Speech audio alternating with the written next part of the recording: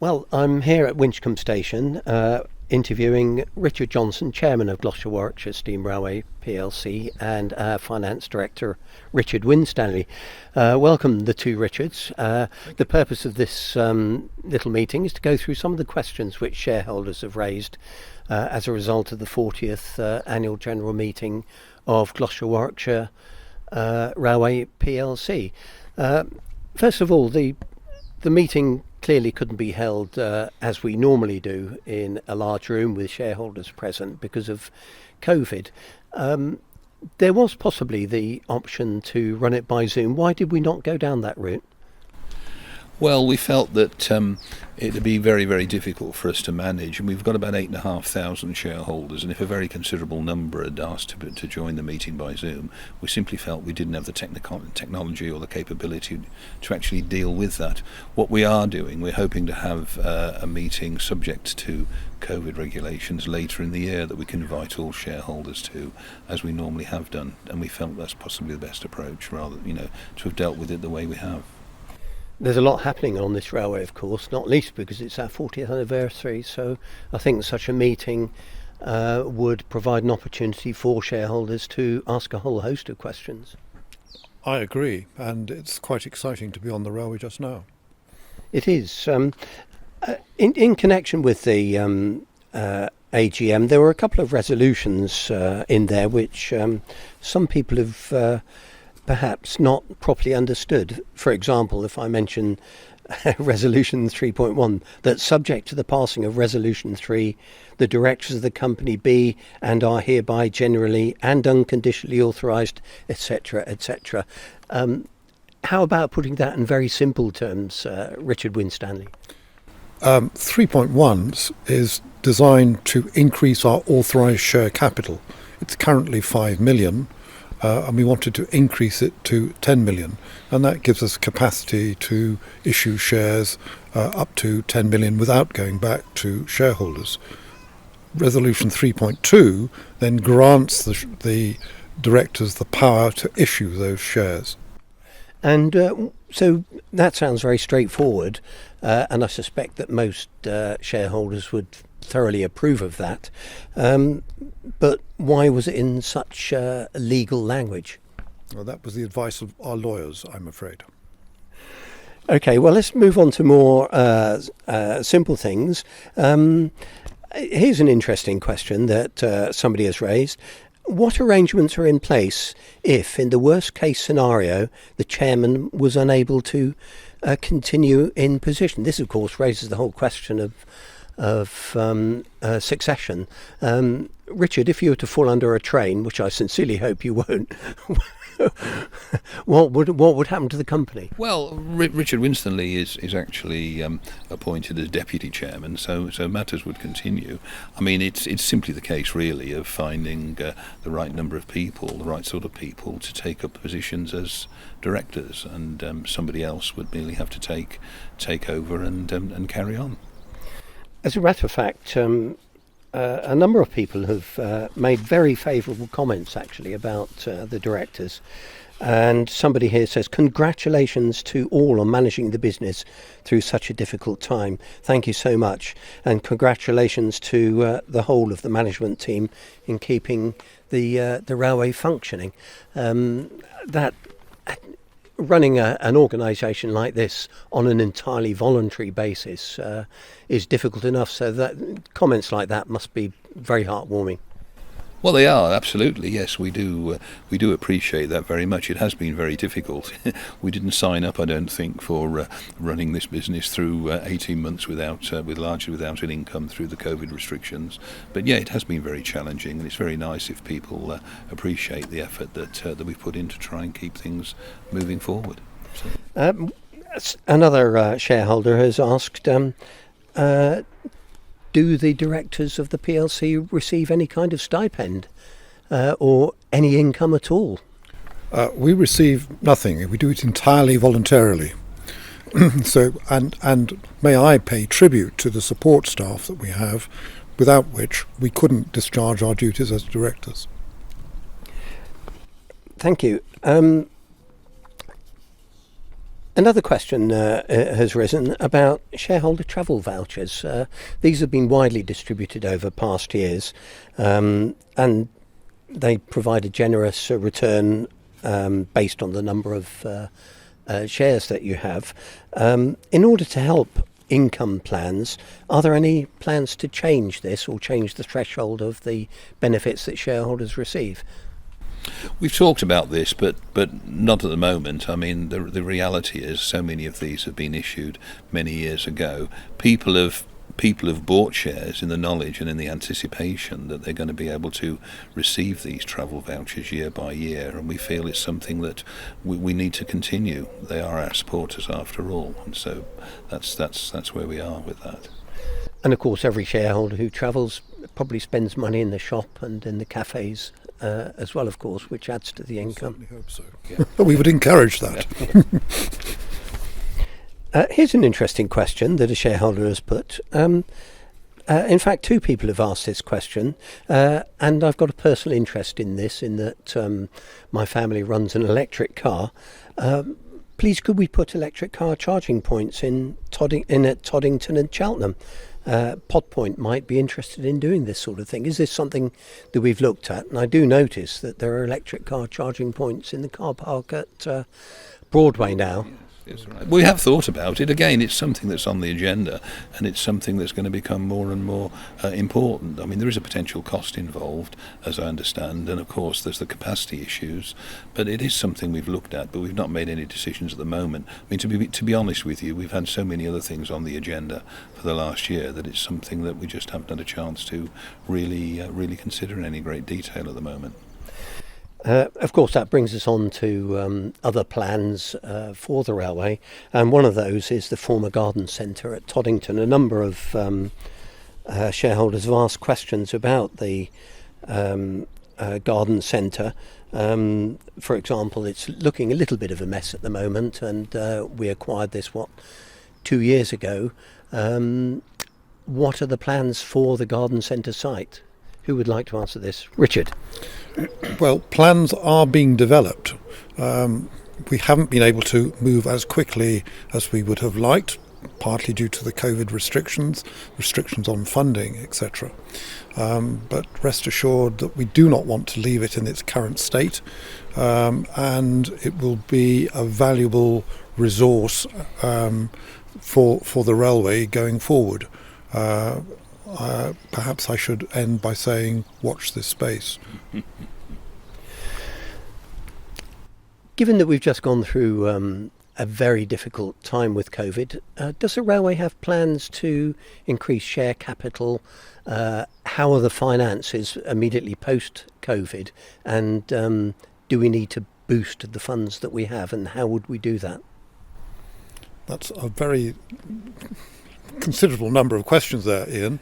But the finances at the moment are relatively stable. We've benefited from grants from the Cultural Recovery Fund and also from raising loan funding, part guaranteed by the government through our bank.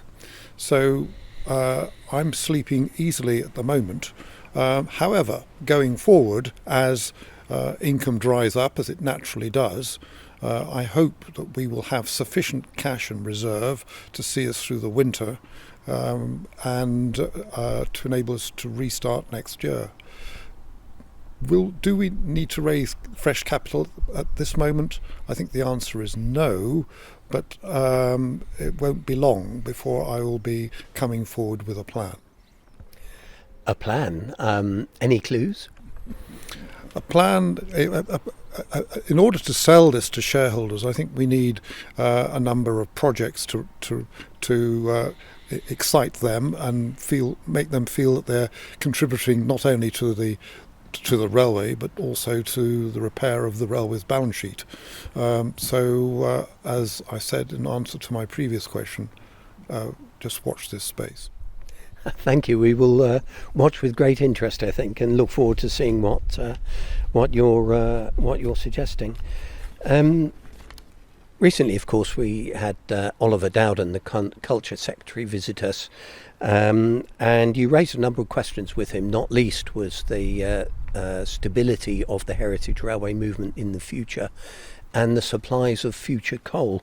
2 or 3 shareholders have asked about that, and they've asked whether our own local MPs have actually supported us in Parliament in supporting the case for UK coal supplies. Richard, what's your view on this? Well, I mean, it's obviously quite a complex topic. I mean, we've been assured of coal supplies for this year and potentially next year, but after that, we're aware that the ability to get coal in the UK is going to diminish, and it's likely to have to be sourced from abroad. There was actually a debate in Parliament a couple of weeks ago when this was mentioned, and Lord Nigel Jones, local ex-MP, I mean, he raised it, and I did correspond with him about this, and so it has been raised in Parliament, and we're actually waiting to hear from the Minister concerned with a full reply to this. So it'll be interesting to see what she has to say. It's good to know that the GWsR Steam Railway is actually adding its voice to the Heritage Railway movement. Is the Heritage Railway Association working to ensure coal supplies for its members? Well, they are. I mean, they've been talking about it for several years, but of course it's a very complex issue because different railways have different needs, and the overall the overall requirement for coal by heritage railways, in the scheme of things, is really rather small, and it wouldn't be economic for anyone to try and supply all that. The biggest problem we have is not so much the supply in the future, but what the cost of that supply is likely to be. And I think that's the bigger concern, to be honest with you. I think there will be coal supply, but at what cost? Yes, indeed. Some people have been commenting that it could close some railways, but that's very alarmist, isn't it? Well, we don't know. I mean, as I say, it depends on cost. It's the economics of it all at the end of the day. At the moment, it's very expensive. It's a significant part of our budget, and if it goes up considerably, then that may well have a major impact on a number of users, obviously. But of course, we will have to see what happens over coming years. I'd like to move to a couple more technical questions on the annual report and accounts. For example, the cash flow repayment of bank loans, should that not have read receipt from bank loans, receipts from issue of shares 8642, not 41? It would have been better to know this before the AGM. I quite agree, and I apologise. It was a typographical error, and I did not spot it. I'm sorry. Thank you very much indeed. Secondly, there was no paperwork provided to explain why the auditors should be appointed, or the last time an evaluation of their work, or for that matter, the options available to us. Surely there should be information provided so a reason for the decision can be recorded. Richard? Ormerod Rutter Limited have been our auditors for several years. We have a good working relationship with them. It's a different relationship than would be expected with auditors of quoted public limited companies. Although we are a public limited company, we are unquoted. There is no market in our shares. There's no benefit for the directors to amend or influence the results. And having a strong working relationship with our auditors is beneficial to me as a technical resource when I'm running the railway. Thank you for that full answer. Another question concerns the form giving the impression of one vote per shareholder, and surely it's one vote per share. Can you explain that? During the AGM, generally we work on the basis that votes are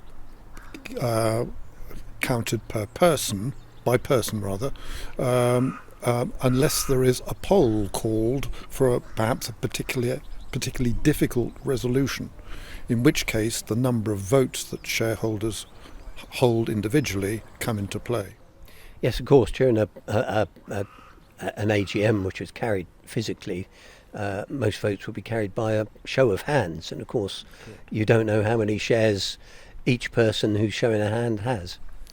No, but we have actually recorded that information beforehand, so it's available to the chairman should we need to exercise that particular approach. Okay, thank you for that. Now we're at Winchcombe, so let's hop on the train and go down to Cheltenham, figuratively speaking. A couple of questions have been risen here. One is, what's the logic for closing the shop at Cheltenham Station, and also about moving the ticket office from the historic building, which is at the top of the ramp at Cheltenham Station, down to platform level. Richard?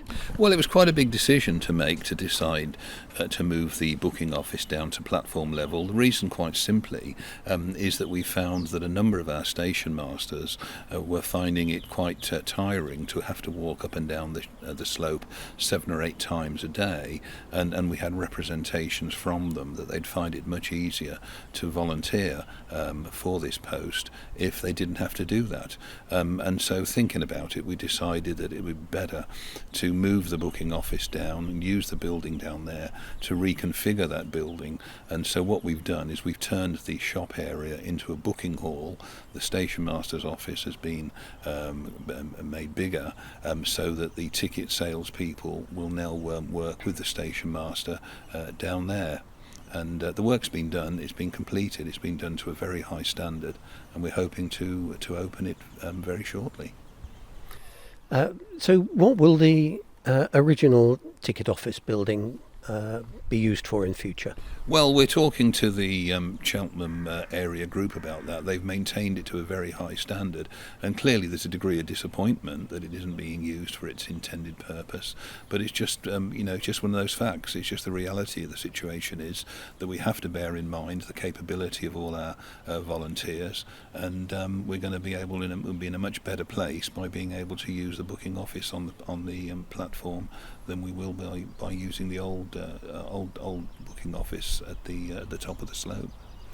Inside the original building is the stone that was unveiled by Princess Anne when the station was opened in 2003. The original intention then was to have the stone set in the wall of the platform level building, but for whatever reason that didn't happen. I think there was some concern about the vandalism that could potentially happen there, and somebody might damage the stone, but that's not proved to be the case. Do you think that stone could perhaps at last go into its rightful place? Well, I think we need to talk to the Cheltenham area group. They're the people that maintain the station down there, and we do defer to them on issues like this. And that building at the top is not being closed. It's not as though it's redundant, and it will be open for people to view. So I think it's a discussion we need to have with them as the matters progress. Thank you for that.